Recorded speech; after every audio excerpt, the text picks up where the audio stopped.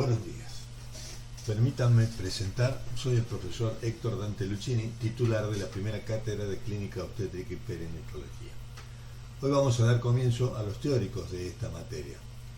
Y para ello, vamos a comenzar diciendo algunas cosas acerca de algunos indicadores de natalidad en Argentina.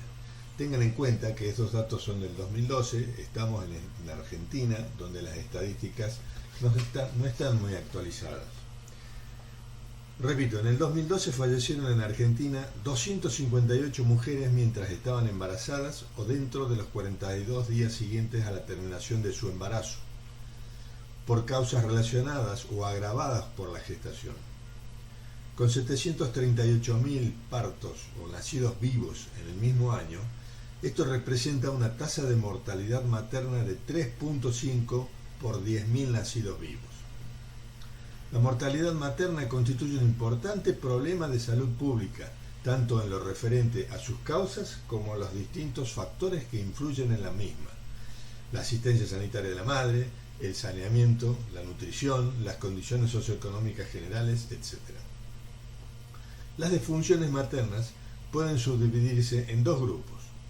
Las disfunciones obstétricas directas, es decir, son las que resultan de complicaciones obstétricas del estado de gestación, embarazo, trabajo de parto y puerperio, de intervenciones, de omisiones, de tratamiento incorrecto o de una cadena de acontecimientos originada en cualquiera de las circunstancias mencionadas.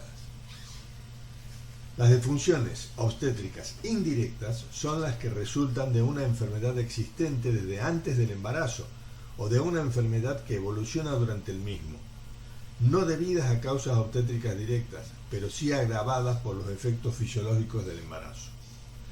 La tasa de mortalidad materna refleja el riesgo de morir de las mujeres durante la gestación, el parto y el puerperio. Las causas obstétricas directas son responsables del 57% de las disfunciones maternas. 30.2% son debidas a causas indirectas y 12.8% son producto de abortos.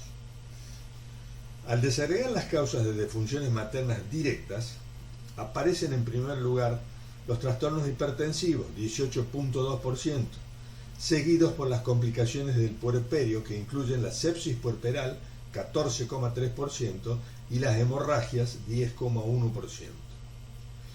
Las disfunciones maternas por aborto han tenido una importante disminución de cerca del 60% durante los últimos 10 años, mientras que en el año 2013 se registraron 83 disfunciones por aborto, en el 2012 fueron solo 33.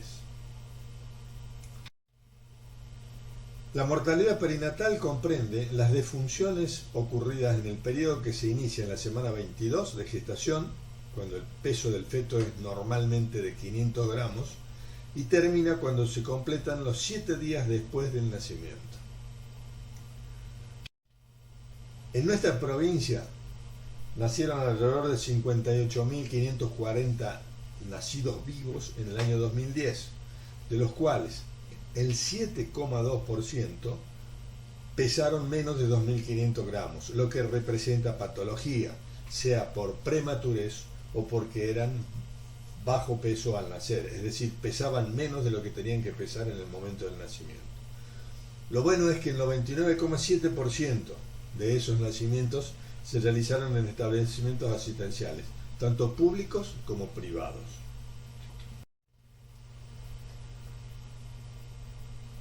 Hablamos de mortalidad materna. Fíjense en esto. En Argentina, en el año 1980, murieron 485 mujeres, es decir, 7 cada 10.000 partos, mientras que en el 2004, 295, 4 cada 10.000. En Córdoba, de 27 que murieron en el 80, pasaron a 15 en el 2004. Es decir, algo pasó entre el 80 y el 2004 que hizo que la mortalidad materna cayera de esta manera. Entonces, para eso nosotros hablamos de atención primaria en obstetricia, que es la única esperanza que tenemos los médicos y las autoridades de gobierno para poder modificar estas cifras tan vergonzantes que presenta nuestro país en resultados materno-infantiles, por ejemplo, en lo que hace a mortalidad materna. Esta es la definición de atención primaria, que ustedes la conocen mucho mejor que nosotros, los médicos más grandes, y decimos que son acciones programadas porque existe un programa. En obstetricia son las normativas perinatales. Es de baja complejidad porque van a ver que no es necesario en la mayor parte de los casos, aparatología compleja o cara para el buen control prenatal. Se dirige a las personas, en este caso a la mujer gestante y al medio, porque vamos a ver cómo influye su alimentación y su entorno psicosocial en la evolución de este momento tan importante en la vida de cualquier mujer. La puerta de entrada, en este caso, van a ser ustedes, futuros médicos generalistas, que van a tener a cargo control del embarazo en los distintos lugares de trabajo que les toquen suerte. Vamos a tratar cómo se planeó la regionalización en el control del embarazo y estratificarla en niveles de complejidad, porque no es necesario el médico especialista o la alta complejidad, como dijimos anteriormente, para controlar un embarazo en forma eficiente. Repasemos esto de los niveles de atención. Primer nivel, que en obstetricia está representado fundamentalmente por los centros maternos o centros periféricos, a cargo del gobierno municipal.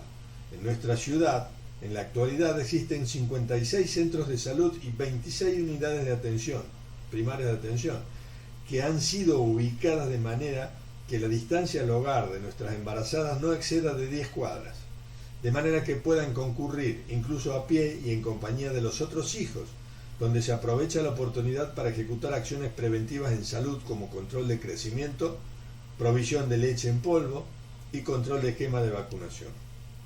El segundo nivel, en nuestra provincia, están representados por pequeños hospitales de baja complejidad, pero que pueden realizar un parto normal y atención elemental del recién nacido, que tiene importancia fundamentalmente en el interior. El tercer nivel está representado por los hospitales zonales de referencia, Río Primero, Río Cuarto, etc. En nuestra ciudad podríamos decir que se trata de la maternidad provincial, el Hospital Materno Neonatal y el Hospital Misericordia. También podríamos agregar esta maternidad universitaria, pero con la salvedad de que se trata de un hospital de autogestión. Es importante repasar estos conceptos que ustedes los manejan muy bien a esta altura de la carrera. Referencia es la derivación de pacientes con patologías complejas que necesitan de estudios o cuidados más especializados, es decir, por ejemplo, del primero al segundo nivel de atención. Existe un formulario especial de derivación, el que en obstetricia se suma a uno particular, el carnet perinatal, que más adelante vamos a ver de qué se trata. Contrarreferencia es la devolución de la paciente a su lugar de origen, una vez realizados los estudios o superadas las circunstancias que originaron su derivación.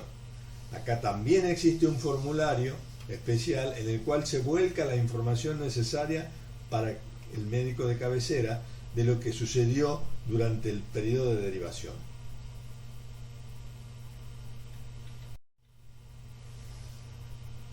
La propuesta normativa perinatal a través de la unidad ejecutora Maternidad e Infancia crea la historia clínica perinatal, que es un formulario preestablecido, normatizado de manera que el médico generalista encargado del control del embarazo normal vuelque en ella la información necesaria y cumpla con las acciones de salud imprescindibles para el buen control de una gestación. Esta historia clínica perinatal queda archivada en el centro de atención.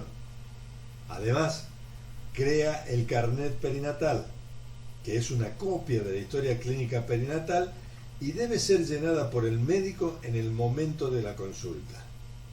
Este se le entrega a la paciente de manera que, si debe ser controlada en otro centro, por cualquier circunstancia especial, el médico que la recibe tiene información precisa de los controles anteriores y el estado del embarazo en curso. Esta modalidad de atención rige para todos los embarazos, las embarazadas del país, desde Jujuy a Tierra del Fuego, sean asistidas en el ámbito público o en el ámbito privado. En el 70 se crea la Comisión Latinoamericana de Perinatología, a instancias del Banco Mundial. Y en nuestro país, en 1993, aparece la propuesta normativa perinatal, con esto que acabo de plantearles yo de la historia clínica perinatal, el carnet perinatal y los conceptos de atención primaria fundamental. La propuesta normativa perinatal tiene dos componentes. Una, que es la historia clínica perinatal base, que es la historia donde están anotados todos los controles de la embarazada y quedan en el lugar de atención de la embarazada.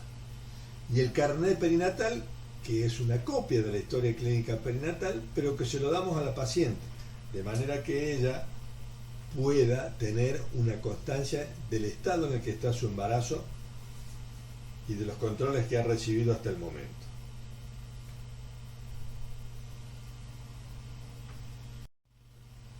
¿Qué se propone con el control prenatal?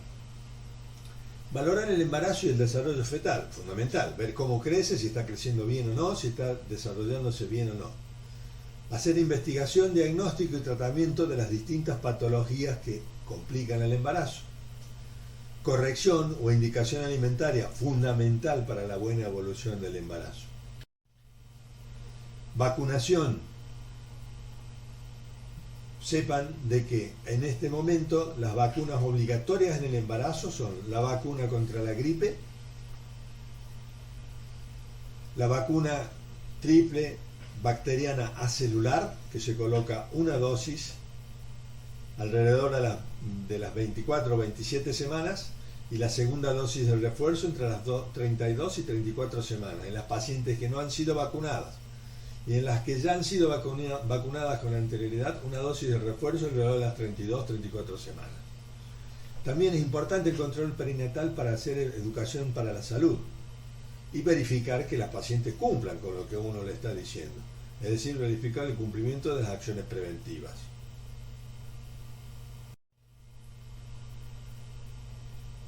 Este es un modelo de la historia clínica perinatal base, de la cual ustedes tienen algunos ejemplares en la mano.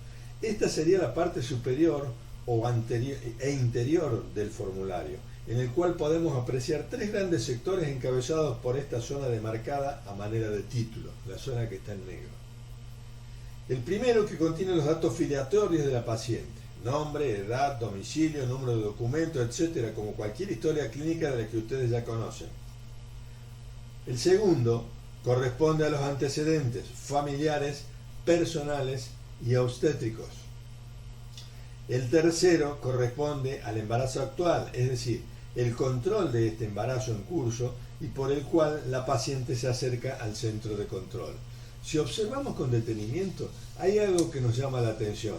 Son estos circulitos o cuadraditos amarillos que representan los factores de riesgo.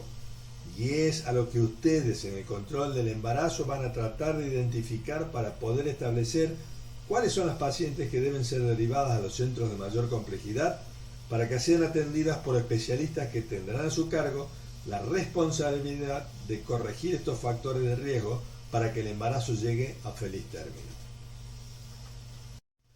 Continuamos con la parte inferior de la historia clínica perinatal base. Existe un sector en el cual se anotarán todo lo referente al parto o al aborto. Factores de riesgo como son la rotura espontánea prematura de membrana por la posibilidad de infección, presentación pelviana, un sector para anotar las enfermedades que presenta durante el parto. ¿Cuáles son las características del recién nacido y el puerperio? El estado de alta de la madre y el niño. Esta parte de la historia clínica perinatal va a ser llenada por el médico del segundo o tercer nivel de atención. Para eso la paciente será referida y luego contrarreferida al centro de control de origen donde están ustedes.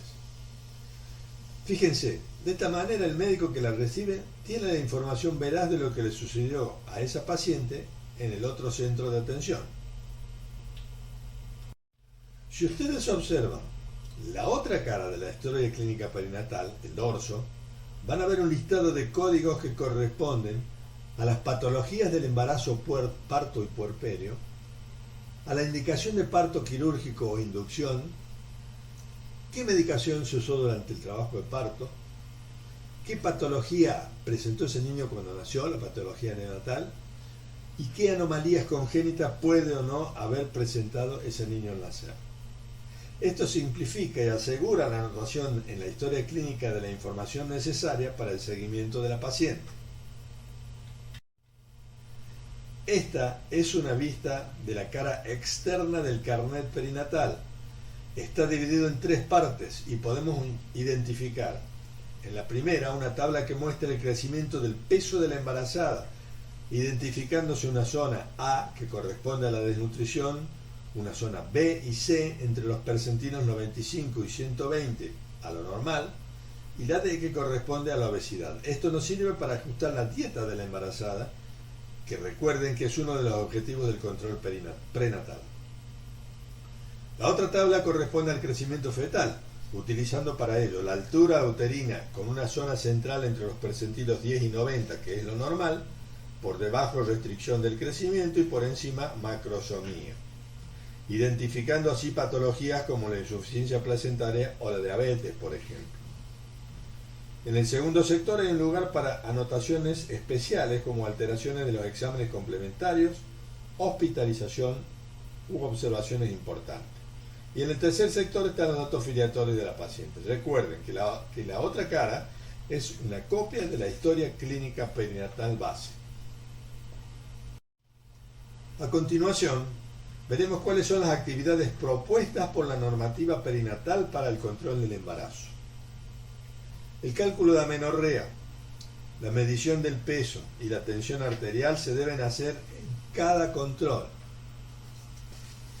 Digamos de paso que se considera un buen control prenatal un mínimo de 5. Lo ideal es 1 en el primero y el segundo trimestre y luego cada 15 días hasta el final.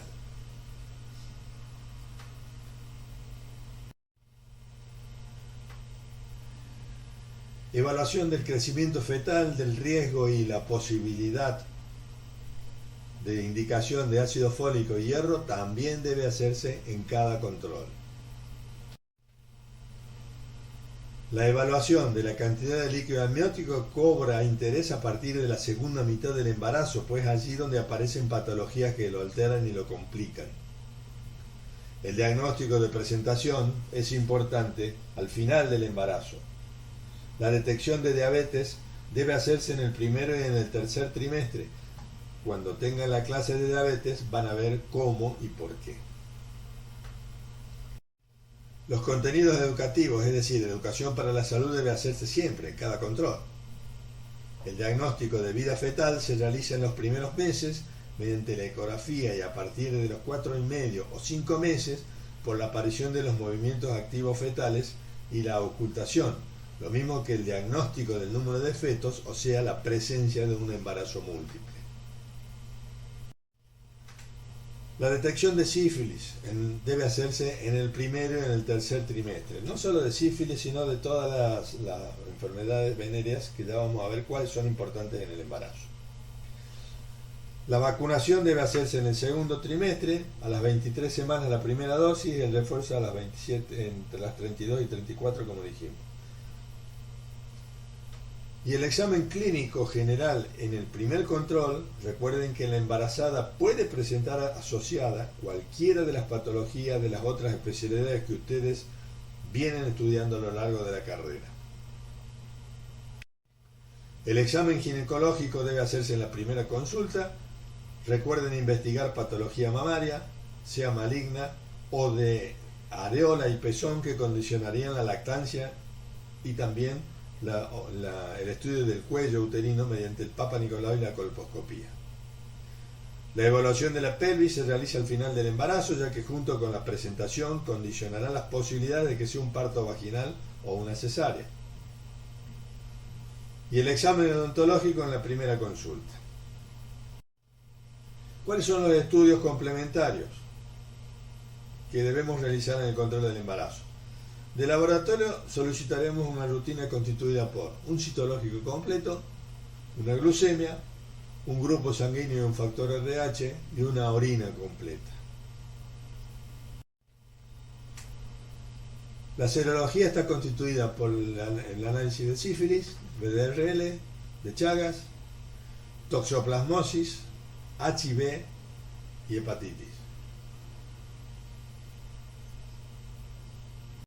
También podemos pedir estudios de mayor complejidad para la investigación de algunas patologías, como ecografía, mediante los estudios de Manning, Phelan, curva de crecimiento. Hay una clase después de diagnóstico por imágenes donde van a ver cada uno de esos estudios.